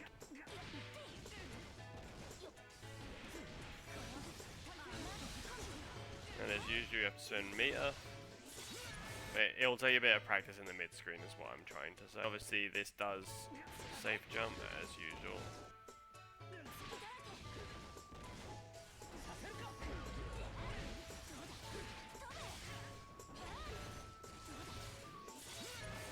But yeah, a little bit of practice is needed. But it's not too difficult. Here's another safe jump you can kind of do in the corner. When they go down, just OTG, dash in. With air dash in with your JH, and then you'll get your follow up. If they do a invincible move, you just defend it like normal, do the jump in, hold back to block.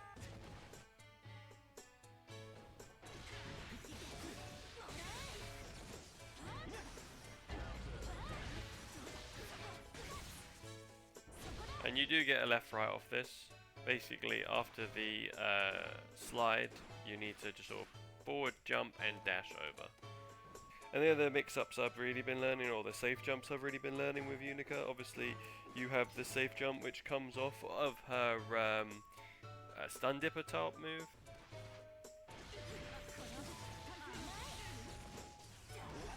As you can see, you can safely get your follow-up, and then get your better combo, which I didn't. So it's a pretty decent left-right. You don't have to worry about DPs all the time, obviously, but just know it will protect you from DPs.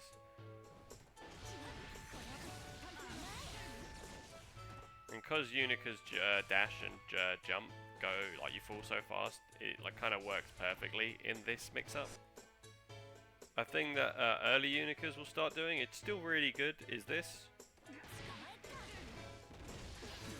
And then dash in. You're plus 14 at best. And obviously you can be a little bit, it can vary, you can be a bit higher, a bit lower, but obviously in this situation, yep, you are incredibly plus, and obviously you can go close slash in their face. So it's something to bear in mind. There is some counterplay. Obviously, the thing I said at the beginning was the dash cancels, so I'll go over them now. So you're 15 frames in this situation, and this does hit meaty. The thing you can do on wake up when the opponent's waking up is dash cancel with, it's essentially like Unika's own Garuda impact. So you just smoke the opponent if they try to do anything.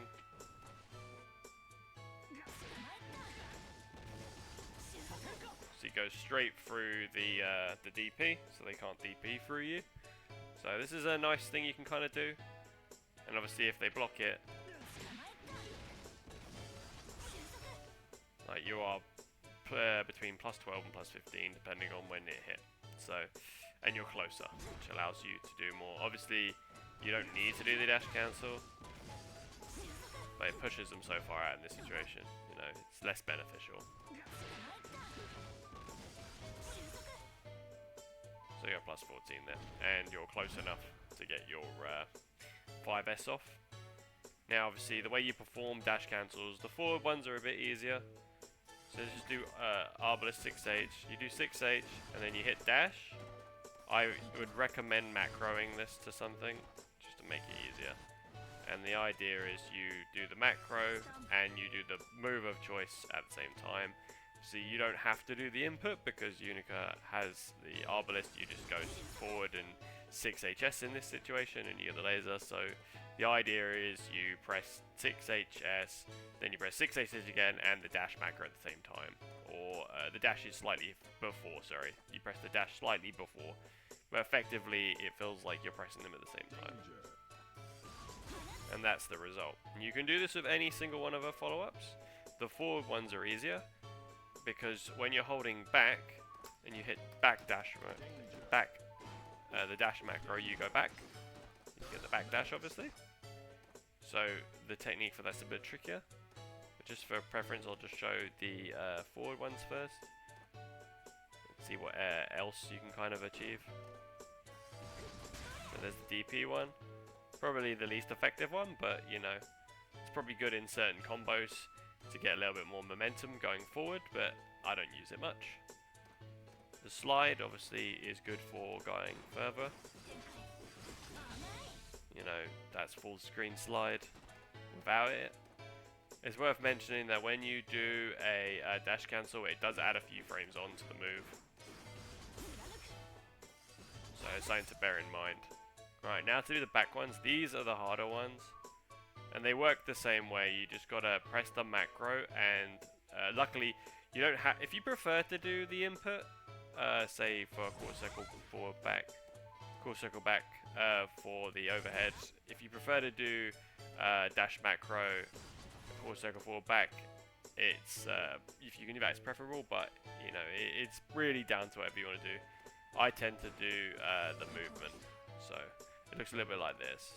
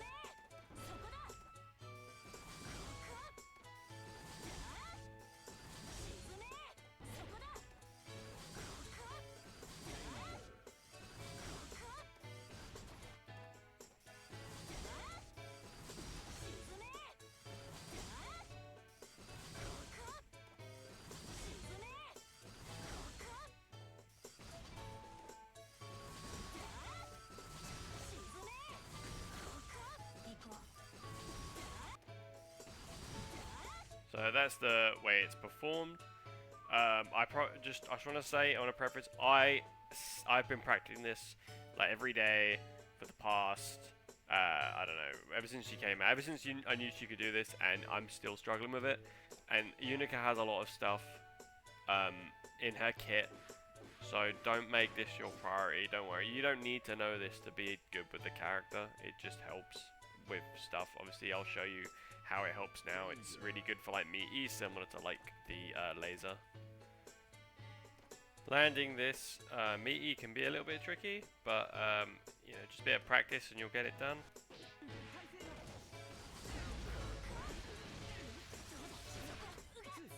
And you'll get a combo quite like that, but I have to preface, this really isn't the easiest thing to pick up if for a character that's supposed to be 5-star. So again, I'll preface, do not worry so much if you can't pull this off.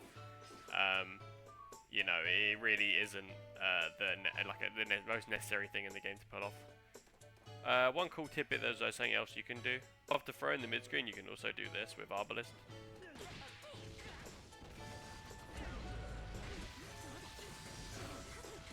You can auto time a meaty if the opponent's gonna press any buttons.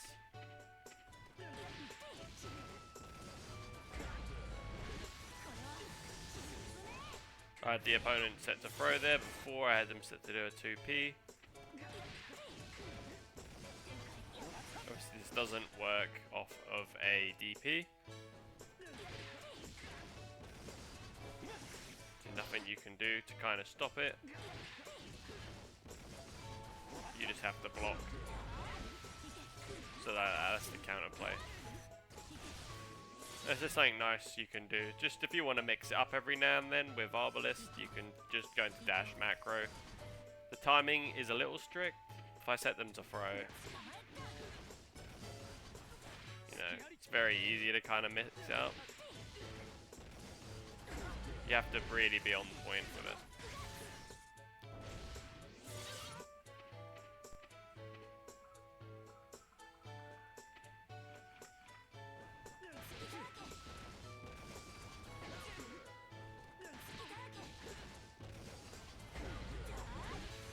even with throw, even with 2P, you'll still have to be a little bit on point. So these are the sort of pressure options and mix-up options you kind of want to be exploiting with Unika. Obviously some are a little bit trickier than others, mostly easy though. Some just takes you a bit of practice, nothing too extreme. Now we're going to get into her supers. She has 2 main supers, and her 2 supers have 2 different applications. So technically there's 4 altogether, but I'll get into that as I go through. I left this to the end because free weapon, which is her kind of like an install version, similar to like Kai's when his health gets low, she gets access to another super. Is a little bit harder to explain, not much, but a little bit harder than Mega Death Buster, which is her main one. So we'll just start with Mega Death Buster, which has 2 applications. You got the standard Mega Death Buster, which is this. As you can see, red light. This is an invincible move, which means it will interrupt on if someone tries to get you on wake up when you're trying to get off the ground. It's obviously better than the DP because Mega Death Buster can RC.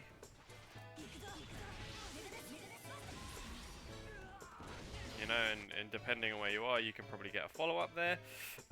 Obviously, I haven't mucked around too much with Mega Death Buster combos, but that's obviously why the application of the Mega Death Buster is a bit better than, say, using the DP, because obviously you have a way out if you've got 100 meter.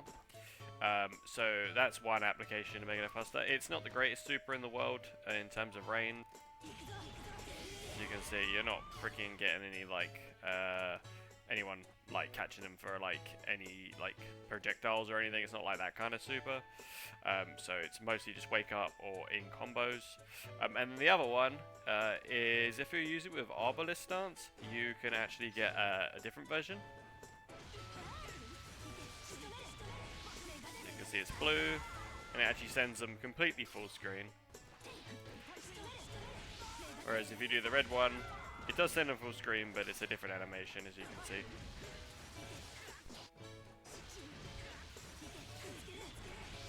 This one, it goes all the way up, boom, you know. So there's something to bear in mind. Obviously it does more damage, you get a different animation which shows the difference, but yeah, that really is the application of it. So red is more likely the one you'll get on wake up, obviously, and if you're not doing the Arbalest stance, I can only think on the 2K2D is the only time that you'll literally be not getting the blue version. Obviously the damage on that isn't too great, and obviously this will only happen in combos which involve Arbalest, so something to bear in mind. So it's kind of like not really difficult to kind of pull off because it kind of just comes hard baked into the combo, but it's something to bear in mind that you are getting more damage for the blue version.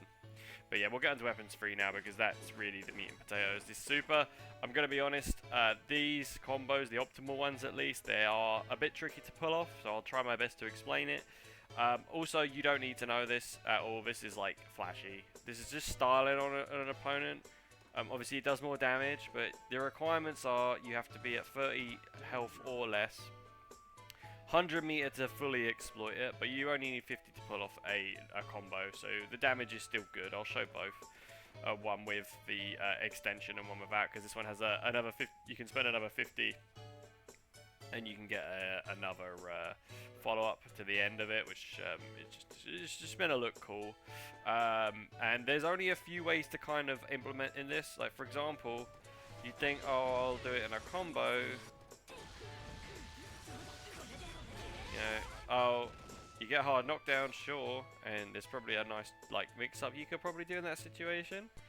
But like, you know, there's better ways to end your combo and use Mega Death Buster, for example, which does more damage. And basically the idea is when they're off the ground, the follow-up for weapons 3 doesn't connect, so you get the animation play when they're on the ground. So you kind of need to keep them on the ground to achieve this, and there's only a few ways to kind of do that. For example, it's 5H gives them in the grounded stance. So if you land a 5H and then follow up, you get the follow up that way. But this is not counter hit. Counter hit, this bounces, puts them in the air, so you don't get the follow up. See what I mean? So this is where it starts to become a bit of an issue. Like connecting the move, for example, you have to kind of get it on, because this is your main counter hit, Noble. This is the one you're going to be fishing for counter hits the most. So effectively it's not the best, even though it forces crouch, which works for the combo. The only realistic way to do it is to do a jump in, and then do a close slash, and then connect that way. And the reason why this is the best way to do it is because even on counter hit, this will connect. This is the only really feasible way to do it. This is the only real way to kind of do it. Like, even if you do a combo with RC, the RC bounces, you see. You know, that's the case for everything. So, like, this, yeah, this becomes like a real issue to kind of land. So to bear in mind. Also, another thing you can do, if you do close slash, fast slash, this also connects.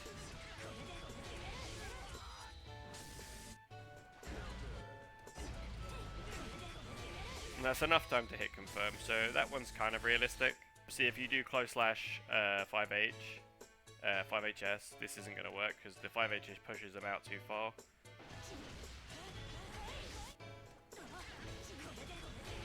Like, even if you're like doing it fastest, you're still not reaching. So that is one of the biggest issues of the moves. On top of the fact that the requirements are low health. You know, like this, you really have to be. Obviously, it's meant to be seen as a comeback. You know, that's the idea. You know, and it does a lot of damage. I'm going to show you that now. But I'm trying to show you that the requirements to landing this are a little bit trickier than other supers. And landing the super, like the optimal versions, they take a bit of practice. They're not terribly hard, but they're just a bit trickier than, say, trickier than you'd think they'd be for a 5-star character, let's say. Anyway, I'll get into it. I'll just use the, I'm just going to go straight into it.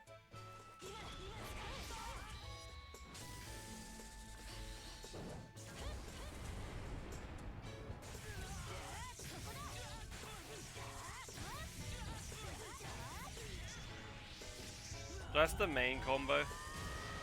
When you end in the super, see it does 270 damage. This is on Kai, obviously, so characters like Chip, this will destroy them. Obviously low health characters, and if they got high risk, it could one-shot them potentially, depending on the character. Obviously you're not really landing this. Like, this is like, you're not landing this all the time, you know.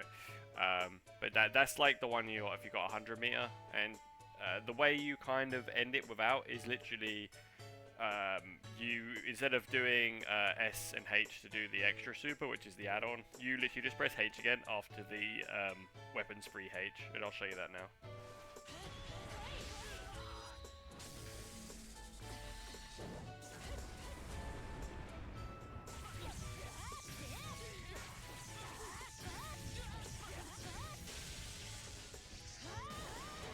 See, this does considerably less damage, but this is the one you're most likely landing just because, you know, you're not always going to have 100 meter, especially at the end of the game. And, like, Unika spends meter, like, really well, so the chance of having 100 meter, like, regularly anyway is going to be quite low. Like, you use meter really well with Unika, obviously, because of her neutral skip moves and stuff like that. So, yeah, that is an issue, I have to say. But, like, this is, like, your flashy super, I guess you could say. So I'd look at it that way, like, this is your style-on combo, don't make this your priority, you know, if you can do it then cool, if you can't then don't worry. I just make this like a fun thing to learn at the end, because it's not really useful at the moment, I'm gonna be honest. I think they need to change some things about it to make it a bit more useful. Like, if they're worried about the damage, maybe you can connect on air hit, probably, like, or with the RC. Or whatever, but you do less damage or something. So, something like that, because it will just to improve its utility, because at the moment it is just, it kind of reminds me of Heavy Mob Symmetry, that, you know, Soul's old move. Obviously now that move is a lot more useful, so maybe they just need to tweak it a little bit. I wouldn't even call it a buff, just literally just a quality of life change for her. But the thing to note about the combo, the things that make it tricky, I'll put notations on the screen obviously so you'll see them, but the idea is when you get to, I'll try to show this in real time, when you get to the bit where you go down,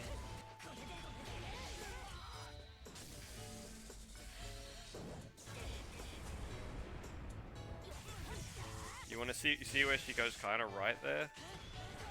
That's kind of when you want to press 5H.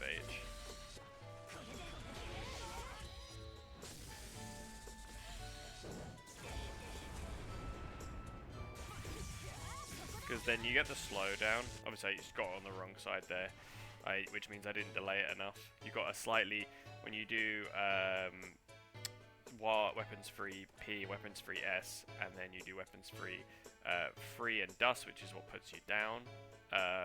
You need to hold it a little bit before you press weapons free 5 HS, because that's what gives you the clean hit. The clean hit obviously is done when the screen slightly slows down, and it gives you the ability to continue your combo.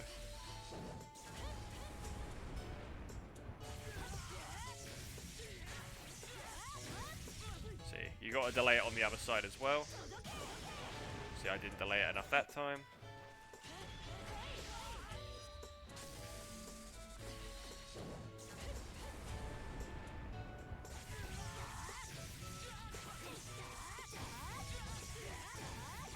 And then when you get to the top, this is probably the easiest bit, but you can still mess it up. When you do 6S and then you do your 6 dash to go underneath them, you don't want to delay the weapons free 5H as much as you were for the other two, because it will literally, I'll show you, it'll end the combo before you even have a chance to do the ending.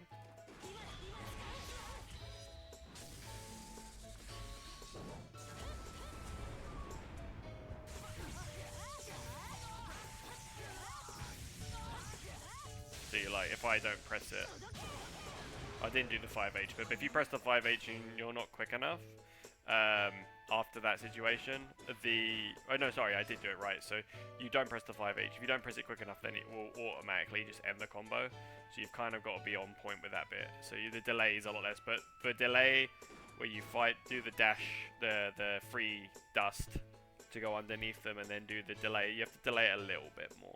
But I kind of time it on the movement. As I was saying, like when she moves to the right or the left, that's when you want to kind of press it.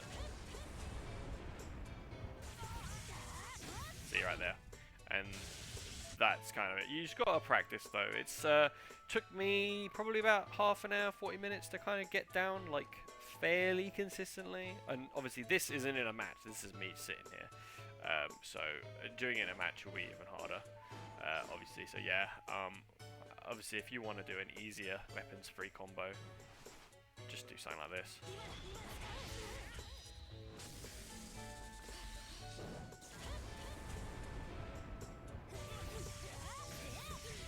Yeah, just end the combo like there. You know, you still got good damage. You know, that's the damage you would get if you did the combo without the super ending normally. So, yeah, it depends, like, how comfortable you feel doing it. And obviously, then once you've done it on one side, you have to practice it on the other side, which, but yeah, don't make, the main things I'd say about her, don't make them your priority as this, the weapons free super, and obviously don't make the dash cancel, specifically the one, with the overhead, your main priority. Learn these dash cancels. Like, they're easy. But yeah, the things that are tricky to do, don't make them your main priority first. The 6H S and then into overhead dash cancel is a little bit more important than the weapons free one. The weapons free one's kind of like your fun super. So yeah, they're the supers really though. Okay, so that is the Unika guide. This took me a long time, so yeah, if you could give a like or a subscription or a nice comment, that would be really kind. If you didn't like it, then tell me where I went wrong. I don't mind. There is a balance patch coming up. I don't expect much to change about Unika, but I will do a follow-up video if there is some major changes to the character. You know, I'm going to stick on this character for a bit.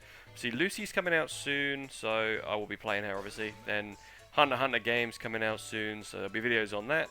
But yeah, this took me much longer than I anticipated, but I tried to cover as much as I could, so hopefully it helped. But yeah, yeah, take care until the next video.